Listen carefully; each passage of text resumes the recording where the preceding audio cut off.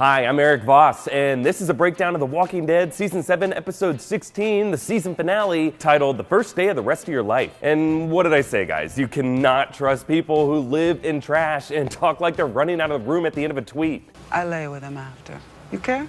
Meanwhile, elsewhere on Twitter, Chandler Riggs, Coral himself, promised that this season finale would be really good and the complete opposite of last year's. And he wasn't joking. Unlike Negan blueballing us a year ago, this season finale gave us a real payoff. A thrilling shootout involving a freaking tiger, some long-awaited closure on Glenn and Abraham, and Ezekiel's goofy LARPing actually playing out perfectly in battle. Alexandria will not fall! Not on this day! And if you were watching closely, there were a ton of missable details and moments with hidden meaning. So, one last time in Season 7, let's dig deep into this episode and break it all down, starting with the opening images. So, this episode opens with a tight close-up of Sasha in a dark enclosed space. But before we even see this opening image, we hear the music that she's listening to on the iPod.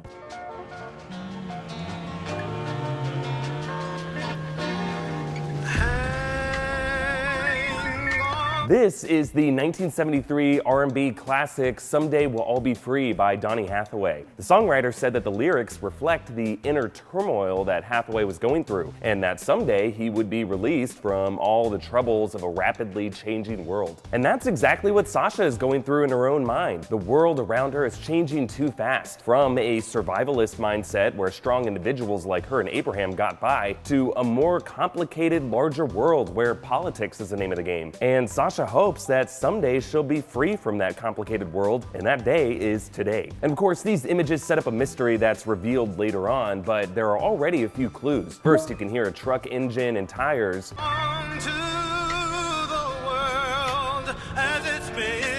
Suggesting Sasha is being transported somewhere. And yeah, Sasha is clearly running short on breath, closing her eyes, and fading away. These are literally her dying breaths. And the way this episode keeps coming back to this shot is a similar structural device to last season's finale, which had its own recurring point of view shots of another prisoner being held by the Saviors. And that episode was titled Last Day on Earth, and it used that recurring imagery to show what that character, Glenn, was seeing on his final day on Earth. Meanwhile, this episode, titled First Day of the Rest of Your Life, is doing a similar thing with Sasha, repeatedly showing her in her final moments, on the first and only day of the rest of her life. And then, after the credits, Sasha whispers words from a conversation with Abraham, which took place on the same day of that Last Day on Earth episode. Hey, darling. Wake up. Hey, darling. Wake up. And yeah, first I was like, so is this a dream or even heaven? In fact, this reminded me of that family dinner afterlife shot from the season premiere. Like I expected Tyrese to walk out from the kitchen with a plate of cookies or something. Now, it's clear later that this isn't heaven, it's just a flashback scene to last season finale, a previously unseen conversation between Sasha and Abraham before they headed off to their doom. But I think this episode definitely intended this scene to feel like heaven, with Sasha waking up from a nightmare in the arms of her love as if she's escaping the zombie apocalypse into this warm afterlife. And I'll come back to this later. So then this episode jumps back a few hours to Sasha back in the cell in the sanctuary, with Negan reminding us of this episode's title. Welcome to the first day of the rest of your life, Sasha. Now, Negan uses this phrase to imply a reset for Sasha. This is her first day working with the Saviors to get Rick back in line. But it turns out Negan is wrong, because Sasha already made her decision to die, and this is just her first day, at least since Abraham died, that her life will have an impact. Also, this big breakfast that Negan brings Sasha, blueberry smiley pancakes, kind of seems like the final meals that death row inmates order on the days of their executions. So this could be one of the many details that foreshadows Sasha's death. And real quick before I move on, I'm betting those pancakes were made from Bisquick. And if that's the case, it would be a pretty awesome callback to Abraham. When you were pouring the Bisquick, you trying to make pancakes? Okay, let's move on to this scene with Dwight in the Alexandria prison cell, where Tara and Daryl are pretty ready to end Dwight to avenge... what's her name again? Her name was Denise, and she was a doctor. Oh, right. Thank you, Tara. I'm sure we all remembered who she was, right? But notice the rationale Rosita and the gang use in order to trust Dwight. Because I don't trust him. But I trust Daryl. And sure, they all understand that Daryl has spent the most time with Dwight and he's been crossed by him in the past, so he's most likely to know if Dwight's lying here. But it also feels like the group trusts Daryl as the most accurate judge of character in general, like a bomb-sniffing dog. It's also interesting that Rosita doesn't trust Rick's judgment, and she's right not to. Trusting Jadis turned out to be a disaster for Rick. Like, I don't think Daryl ever would have agreed to that. And if you remember, he was never present when those scavenger deals went down. Also, real quick, maybe I'm just a Harry Potter nerd, but this reminded me of when they were debating whether they could trust Severus Snape, a similar tortured character with questionable loyalties, driven by love, a lot like Dwight. Dumbledore trusts Snape, therefore I do. Okay, moving on to the second check-in with Sasha and her flashback to Abraham, where she tells him this. I had a dream. You've had a dream about me? You died. So again, this flashback is making it feel like this is a sort of surreal afterlife where Sasha's life back in the real world where Abraham died was just a nightmare that she just woke up from. I also like how this parallels what Bob told Sasha on his deathbed back in season 5. Why are you smiling? I think I was dreaming. And I think you were smiling back at me in the dream. So again, it's as if The Walking Dead is suggesting that when you die, you're greeted by the smile of a loved one. That's it. And I'm feeling all kinds of glad to see you right now. Or maybe Sasha's just remembering what Bob told her during his final moments and then recycling it for her rebound boo. Yeah, sorry, Bob. Now, I was interested in this deal Sasha makes with Negan. How about this? One. Just one. Okay. Just one person has to die. And I like how later, Sasha ultimately makes good on her end of this bargain. Only one of her people ends up dying, Sasha. And I guess a few nameless Alexandrians too, but really, who's counting those? All right, moving on to the Hilltop with Maggie. As she weighs her options, notice how she says this. Negan finds out they're planning something, they're gonna need help.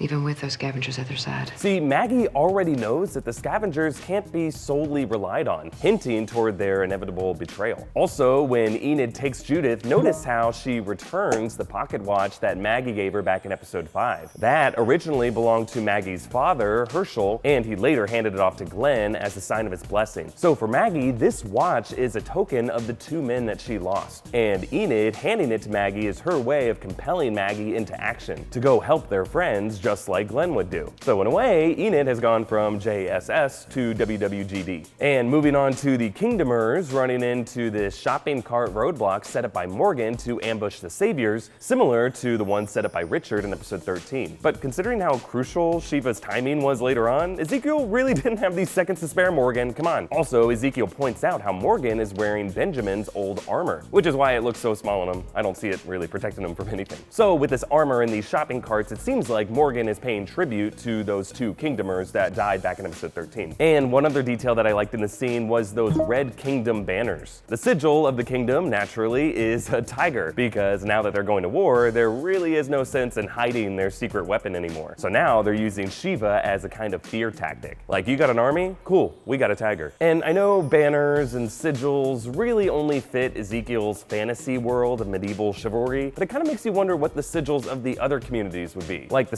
Sanctuary is already kind of using Lucille as a brand, but then Alexandria could be Rick's axe, the Hilltop would probably be a spear or maybe that tractor, Oceanside would be a fish, because, you know, they're near the ocean and nothing else about them really matters. And then the Scavengers, I don't know, what, a garbage can, banana peel, or Winston, that stupid Walker pet thing that they had, or some like weird motto in that dumb broken language. God, I hate these guys. And of course, when we see them next, they're riding bicycles, because I'm sure they're like, heapsters are we, save Earth, cardio good. But I gotta admit, I really enjoyed this awkward moment between Jadis, Michonne, and Rick. We were together. I lay with him after. You care? We should get back to work. Coral tweeted that Andrew Lincoln was on the verge of breaking character while shooting the scene. And this might have been a bit on the nose, but the moving van that they wire the explosives inside is called Trust a Move. Like a not so subtle wink that Rick shouldn't trust the moves made by the Scavengers, who will later, of course, sabotage these explosives so they don't go off. But to be honest, the red flags were all over the place here. Like there were these weird vibes between Michonne and this female Scavenger. We win. They also use this weird bird call later on.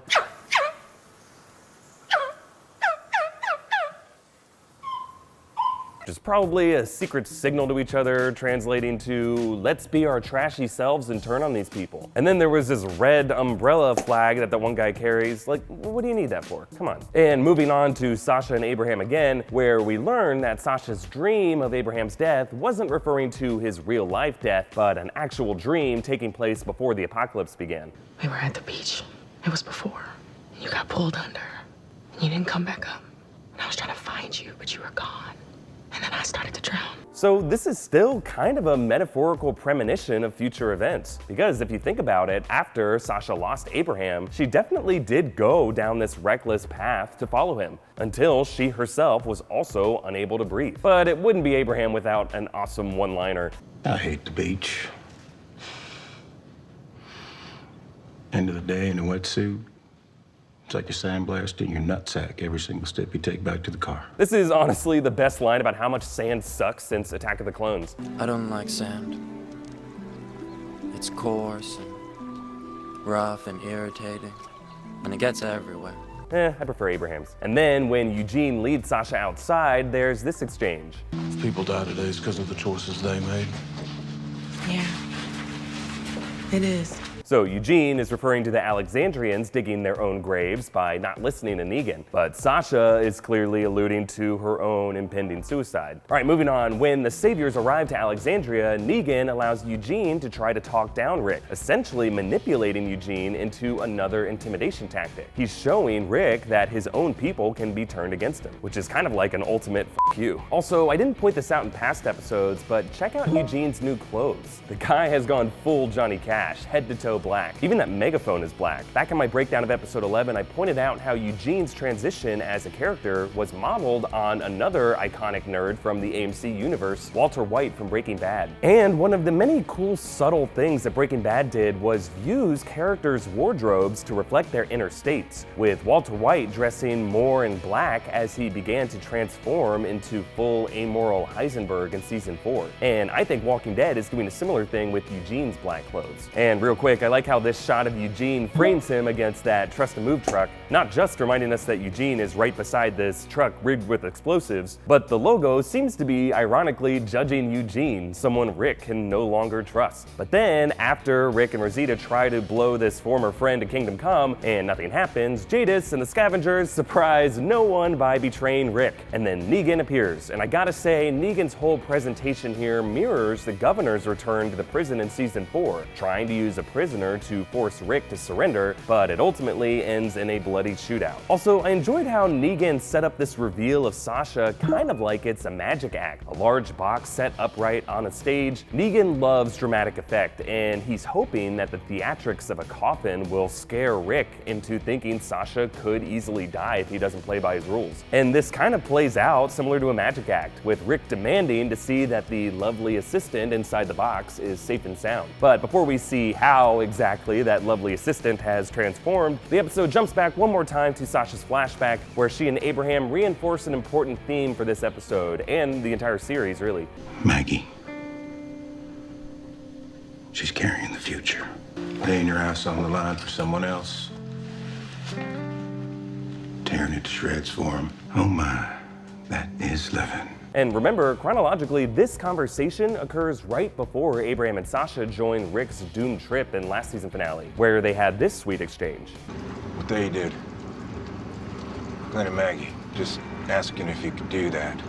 If doing something as big as that, if that's living. And now we understand what led to this breakthrough. Abraham reminds Sasha of the point of living in this hopeless world and the point of bringing new life into that world. Having someone to risk your life for keeps you moving forward. This episode goes to great lengths to give meaning to Abraham and Glenn's shocking deaths in the season premiere. Also, the season that followed, which often felt slow and unsatisfying. And if this episode didn't earn it for you, or if you've loved the season and didn't need that kind of closure, that's cool, but I appreciated these thematic moments, and it takes a lot to make this robot feel something. Then a few things worth pointing out as Sasha goes into the coffin. One, this iPod that Eugene gives her is an older iPod, looks like a second generation, which came out in 2002. And that keeps up with the continuity of the Walking Dead timeline. According to Fear the Walking Dead, the zombie apocalypse begins sometime around 2012. But in the comics, Robert Kirkman established it as October 2003. So this iPod could set this show in either timeline. Also, right before Sasha goes in, she says this. I just want to go to sleep. I feel like this is Sasha's soul talking here. Like she's experienced so much grief, she just wants to let it go now. And somehow everyone just keeps missing these hints from Sasha. You guys would make terrible suicide hotline operators. Instead, Negan says this as he closes the lid on her. Damn, you are something else. And I love how that later fits with Negan opening the coffin when Sasha has literally turned into something else. So by taking the suicide pill, Sasha is removing herself as leverage so that Negan will have fewer cards to play against Rick. But also, as we've seen time and time again on this show, Sasha knows a little Walker-induced chaos is great for leveling the playing field between opposing sides. Also, I love the way that this show adapted the Holly storyline from the comics, which plays out similarly with Negan cruelly returning a Walkerized Holly back to Alexandria. But instead of Negan intentionally doing it all as a trick against Rick's people, Sasha controls her own destiny and turns herself into a weapon against Negan. Meanwhile, Sasha's distraction gives Carl enough time to exploit the situation, going John Wick on all these scavengers, making Carl the one to fire the first shots in this all-out war. And in the skirmish that follows, one detail that you might have missed, the savior who pulls Sasha off Negan and gets his face bitten off is Roy. He was the "it's vegetables, not veggies" asshole from the Hilltop in episode 14. So Sasha did Enid one last solid. Next, the saviors and scavengers seem to get control of the situation, and notice this short negotiation between Negan and Jadis. Deal is for 12, yes. 10. People are a resource. 12. 10. And this is interesting for both characters. In the past, with Rick, Jadis was a stubborn haggler, but now she knows that Negan is in the more powerful bargaining position, so she backs down. Meanwhile, recently, Negan was more flexible in bargaining, allowing Sasha to talk him down from 3 executions to 1 earlier. But now, after he realized Sasha tricked him, he is in no mood to bargain. Then Negan takes us back to the season premiere again, threatening Carl and promising to take Rick's hands, which, remember, was something Negan hinted at in that whole episode. But remember, that episode was all about the look in Rick's eyes. Then he expressed a look of fear and shock and submission. But now his eyes only show defiance and a bit of insanity. This season began by breaking Rick, leaving him weak and unfocused. But episode by episode, it rebuilt him into the bold madman he is in his finest moments. I'm gonna kill you. You're all already dead. And that is when the tides of this whole battle turn, in tiger form. Luckily for Rick and Carl, Shiva somehow knows only to attack saviors. Chandler Riggs tweeted that they shot this by having a guy in a blue suit jumping from a trampoline on the savior. That guy has the best job. Like, I loved his work as a magically bright carnival deer. And Ezekiel's charge and war cry is equally epic. And these saviors and their accomplices! Alexandria will not fall! Not on this day! And I gotta say, after 16 episodes of various moving parts gradually coming together, it's pretty satisfying to see all of these characters in one place in one time, killing each other. And it might have seemed that Rick's allies came out of nowhere at just the right second, but in the moments leading up to this, actually included a bit of gunfire in the background. Rick. suggesting that the battle was still going on as the backup arrived. And one detail that I noticed during this battle is even while he's shooting, Negan never drops Lucille. Like, holding that bat even screws up his aim. And I think this shows that Negan's ego and pride represented in Lucille are more important to him than winning a smaller battle. Like, if his men see him genuinely scared and panicked, all is lost for him. In fact, I think that's also why he flips them off as he retreats, risking getting that finger shot off. Even in defeat, Negan must remain Negan. And after Rick and Carl reunite with Michonne, Negan retreats to the sanctuary, and notice how they give us this clear shot of Rosita's bullet lodged in Lucille. That bullet will forever haunt Negan as a symbol of defiance from the people of Alexandria. And then I like Negan's declaration of war with the Savior Army, which is adapted straight from the comics. We are going to war! And that brings us to these emotional closing images. We see shots of Gabriel presiding over Sasha's funeral and all the communities coming together. There's also a quick shot of Daryl finding a carved soldier with the words "didn't know" written on it. That is from Dwight. Remember, Daryl has seen his carvings of the past, and Dwight is communicating to them that he didn't know that the Scavengers had a deal with Negan. We'll see if Daryl ends up buying that. And over all of this, we hear Maggie explain to Rick why she thinks Sasha took her own life, and how it connects to the thematic through line of the whole series, that the point of living in a terrible world is to love people enough to put yourself at risk for them. Because Glenn chose to be there for you. That day, a long time ago. That was the decision that changed everything. And that is why the final shot of this episode and of this season is Glenn's pocket watch. Maggie is connecting Sasha's death and all the other struggles and sacrifices to Glenn's selflessness in the very first episode of The Walking Dead, when he saved Rick from the tank in Atlanta. Yeah, you in the tank. Cozy in there?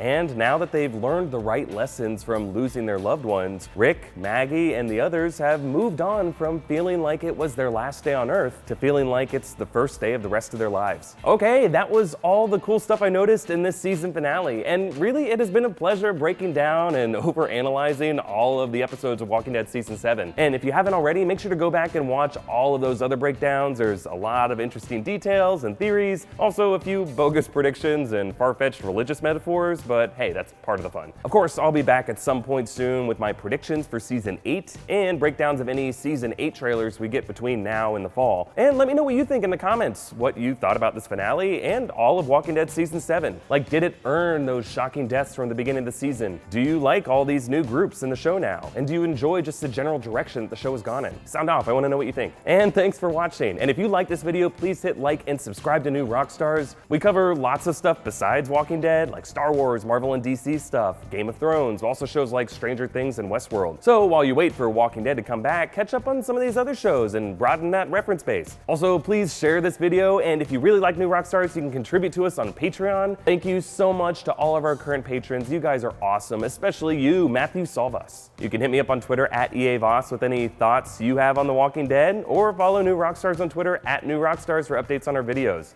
All right, thanks for watching. Bye.